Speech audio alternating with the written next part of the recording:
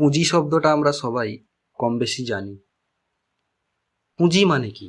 সাধারণভাবে পুঁজি বলতে আমরা টাকা পয়সা, ধন সম্পদ, মূলধন এই ধরনের জিনিস বুঝি। কোনো ব্যবসা শুরু করার জন্য টাকা লাগলো, আমরা বলি সেটা তার পুঁজি। কোনো কাজ করার জন্য যে সম্পদ বা সামর্থ্যকে কাজে লাগানো হয় সেটাও এক অর্থে পুঁজি। কিন্তু কথার ভাষায় আমরা আরও একটা শব্দবন্ধ খুব ব্যবহার করি, পুঁজি করে নিল। কেউ একটা কথা বলল, পুঁজি করে নিল। আরেকজন বলল, ওই বিষয়টাকে পুঁজি করে নিল। তখন কিন্তু সেখানে টাকার কোনো কথা নেই। তাহলে এখানে পুঁজি বলতে কি বোঝানো হচ্ছে? এখানে পুঁজি মানে হলো কোনো একটি বিষয়, ঘটনা, পরিস্থিতি বা মানুষের কোনো দুর্বলতাকে নিজের সুবিধার জন্য কাজে লাগানো। অর্থাৎ যেটা নিজে হয়তো একটা ঘটনা, একটা সমস্যা, একটা দুর্নাম, একটা বিরোধ, সেটাকেই কেউ নিজের উদ্দেশ্য পূরণের একটা হাতিয়ার বানিয়ে ফেলল। সেখানেই আসে পুঁজি করে নেওয়া। ধরুন কোথাও একটা সমস্যা তৈরি হয়েছে, একজন মানুষ সেই সমস্যাটা মেটানোর চেষ্টা করল, আর অন্য একজন ভাবল এই সমস্যাটাকেই যদি আমি আমার সুবিধার জন্য কাজে লাগাতে পারি, তাহলে সে সমস্যার সমাধান করতে চাইছেন না, সে সমস্যাটাকে ব্যবহার করতে চাইছে। অর্থাৎ সমস্যাটা তার কাছে আর সমস্যা নয়, সমস্যাটাই তার পুঁজি। একইভাবে কোনো সম্পর্কের মধ্যে ভুল বোঝাবুঝি তৈরি হলো, কেউ যদি সেই ভুল বোঝাবুঝি দূর করার চেষ্টা করে সেটা এক বিষয়, আর কেউ যদি সেই ভুল বোঝাবুঝিকে আরও বাড়িয়ে দিয়ে নিজের সুবিধা তৈরি করে, তাহলে বলা যায় সে সেই পরিস্থিতিকে পুঁজি করেছে। এবার আসি আরও সংবেদনশীল একটা জায়গায়, দুর্নাম। অন্যের নামে দুর্নাম আর সেই দুর্নামকে পুঁজি করা, এই দুটো কিন্তু এক কথা নয়। দুর্নাম করা মানে কারো সম্পর্কে খারাপ কথা বলা, ছড়ানো বা এমন একটা ধারণা তৈরি করা যার ফলে অন্য মানুষের কাছে সেই ব্যক্তির ভাবমূর্তি নষ্ট হয়।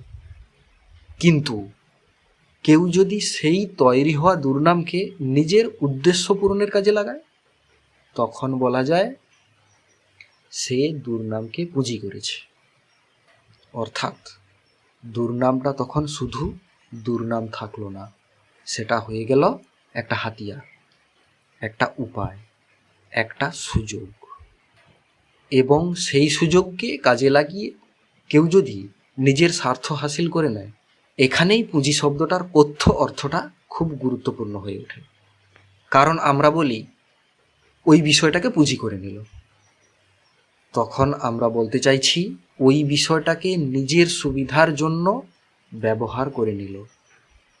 কেউ যদি অন্যের দুর্নামকে পুঁজি করে, তার মানে এই নয় যে দুর্নামটাই তার সম্পদ, বরং দুর্নামকে সে নিজের কাজে লাগানোর উপায়ে পরিণত করেছে।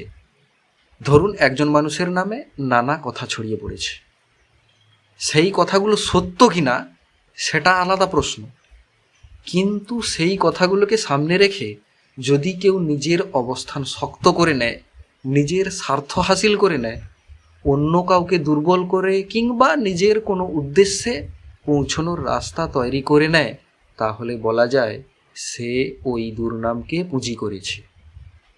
অর্থাৎ দুর্নাম ছড়ানোটা ছিল তার একটা হাতিয়ার, আর সেই বদনামকে কাজে লাগিয়ে সে নিজের স্বার্থ বা উদ্দেশ্য পূরণ করেছে। এখানে একটা বিষয় খুব ভালো করে বোঝা দরকার, পুঁজি করা মানে শুধু কোনো বিষয় ব্যবহার করা নয়। যে কোনো কিছু ব্যবহার করলেই আমরা সবসময় পুঁজি করা বলি না। পুঁজি করার মধ্যে একটা উদ্দেশ্য থাকে, একটা স্বার্থ থাকে, একটা লাভ থাকে, একটা লক্ষ্য থাকে।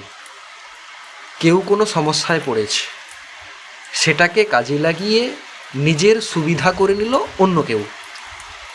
কেউ কোনো দুর্বল অবস্থায় আছে, সেটাকে ব্যবহার করে নিজের অবস্থান শক্ত করল। কোনো বিরোধ তৈরি হয়েছে, সেই বিরোধকে আরও কাজে লাগিয়ে নিজের উদ্দেশ্য পূরণ করলো অন্য কেউ, কিংবা কোনো মানুষের নামে বদনাম ছড়িয়ে এমন একটা পরিস্থিতি তৈরি করলো যেটা পরে নিজের স্বার্থে ব্যবহার করলো। এসব ক্ষেত্রেই বলা যায় পরিস্থিতিকে পুঁজি করা হয়েছে। আর এখানেই পুঁজি শব্দটা শুধু অর্থনৈতিক শব্দ থাকে না, এটা একটা মানসিকতা প্রকাশ করে। কারো কাছে মানুষের ভালোবাসা পুঁজি, কারো কাছে নিজের জ্ঞান পুঁজি, কারো কাছে নিজের দক্ষতা পুঁজি, কারো কাছে নিজের পরিচিতিটাও কিন্তু পুঁজি। আবার কেউ কেউ অন্যের দুর্বলতা, অন্যের ভুল, অন্যের সমস্যা কিংবা অন্যের দুর্নামকেও পুঁজি বানিয়ে ফেলে। অর্থাৎ কী পুঁজি করা হচ্ছে তার উপর অনেক কিছুই নির্ভর করে। একজন মানুষ নিজের পরিশ্রমকে পুঁজি করে এগিয়ে গেল, সেটা কিন্তু ইতিবাচক। কেউ নিজের জ্ঞানকে পুঁজি করে মানুষের উপকার করলো, সেটাও ইতিবাচক। কিন্তু কেউ যদি অন্যের দুর্নামকে পুঁজি করে নিজের স্বার্থ হাসিল করে নেয়, তখন বিষয়টা সম্পূর্ণ আলাদা। কারণ সেখানে তার নিজের সাফল্যের পেছনে অন্যের ক্ষতি বা অন্যের দুর্নামকে ব্যবহার করার একটা ভূমিকা থাকছে। আর এই জায়গাটাই আসলে চিন্তার। কারণ দুর্নাম ছড়ানো শুধু একটা কথা বলা নয়, একটা কথা যখন বারবার বলা হয় তখন সেই মানুষের মনে একটা ধারণা তৈরি করতে পারে। একজন শুনল, তারপর আরেকজন শুনল, তারপর সেই কথাই আবার অন্য জায়গায় গেল, ধীরে ধীরে একটা ধারণা তৈরি হলো। এখন কেউ যদি সেই তৈরি হওয়া ধারণাটাকেই নিজের উদ্দেশ্য পূরণের জন্য ব্যবহার করে, তাহলে সে শুধু দুর্নাম করেনি, সে দুর্নামকে পুঁজি করেছে। অর্থাৎ সে একটা নেতিবাচক বিষয়কে নিজের সুবিধার ইতিবাচক ফলাফলে পরিণত করার চেষ্টা করেছে। এই কারণেই পুঁজি করা কথাটার মধ্যে একটা গভীর অর্থ আছে। এখানে আসল প্রশ্ন হলো কি ঘটেছিল, তার থেকে বড় প্রশ্ন সেই ঘটনাটাকে কে কিভাবে ব্যবহার করলো। কারণ ঘটনা এক জিনিস আর ঘটনাকে ব্যবহার করা আরেক জিনিস। দুর্নাম এক জিনিস আর সেই দুর্নামকে নিজের স্বার্থে ব্যবহার করা আরেক জিনিস। বিরোধ এক জিনিস আর সেই বিরোধকে নিজের উদ্দেশ্যের সিঁড়ি বানানো আরেক জিনিস। তাই যখন আমরা বলি কেউ ওই বিষয়টাকে পুঁজি করে নিজের উদ্দেশ্য হাসিল করে নিল, তখন এর অর্থ দাঁড়ায় সে বিষয়টাকে শুধু দেখেনি, শুধু জানেনি, শুধু আলোচনা করেনি, সে সেটাকে কাজে লাগিয়েছে। আর যখন বলা হয় সে অন্যের দুর্নামকে পুঁজি করেছে, তখন বোঝানো হচ্ছে অন্যের নামে ছড়ানো বা তৈরি হওয়া দুর্নামকে সে নিজের উদ্দেশ্য পূরণের একটা হাতিয়ার হিসেবে ব্যবহার করেছে। অর্থাৎ দুর্নাম ছিল মাধ্যম আর নিজের স্বার্থ হাসিল করাই ছিল উদ্দেশ্য। এখন প্রশ্ন হতে পারে, এমন পরিস্থিতিতে আমাদের কি করা উচিত? প্রথম কাজ হলো কথা শুনেই বিশ্বাস করা নয়। কারণ একটা কথা যত বেশি মানুষের মুখে ঘুরে বেড়ায়, সেটা তত বেশি সত্য হয়ে যায়। এমন কোনো নিয়ম নেই। একটা কথা অনেকবার বলা হতে পারে, কিন্তু তবুও সেটা মিথ্যা হতে পারে। এটা বিবেচনা করতে হবে। আবার কারো নামে একটা অভিযোগ উঠতেই পারে, কিন্তু অভিযোগ আর প্রমাণ এক জিনিস নয়। আপনি তো শিক্ষিত মানুষ, একটু বিচার করুন না। তাই কারো দুর্নাম শুনলে শুধু কথাটাকে নয়, কথার পেছনের উদ্দেশ্যটাকেও দেখতে হবে।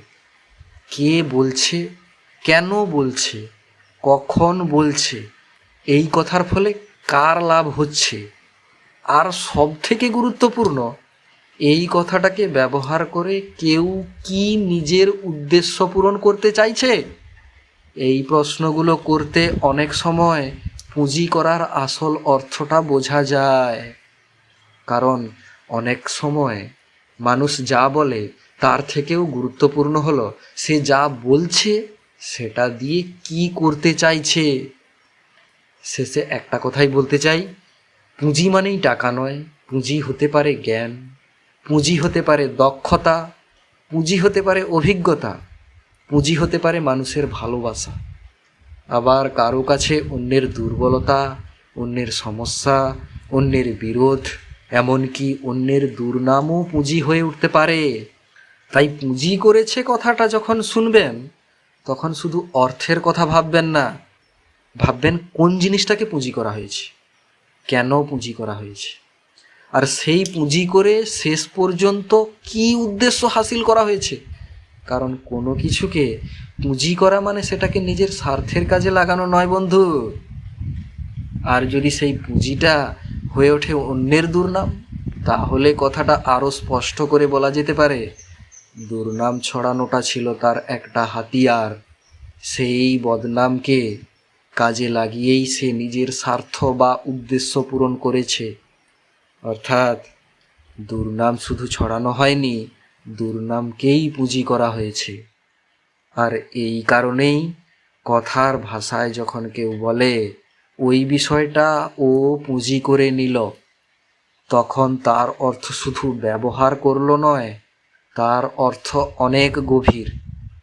কোনো একটি বিষয়কে নিজের স্বার্থসিদ্ধির হাতিয়ারে পরিণত করে নিল। এটাই কথার ভাষায় বলা হয় পুঁজি করে নেওয়া। ধন্যবাদ বন্ধু, এতক্ষণ সময় দেওয়ার জন্য আন্তরিকভাবে আপনাকে ধন্যবাদ।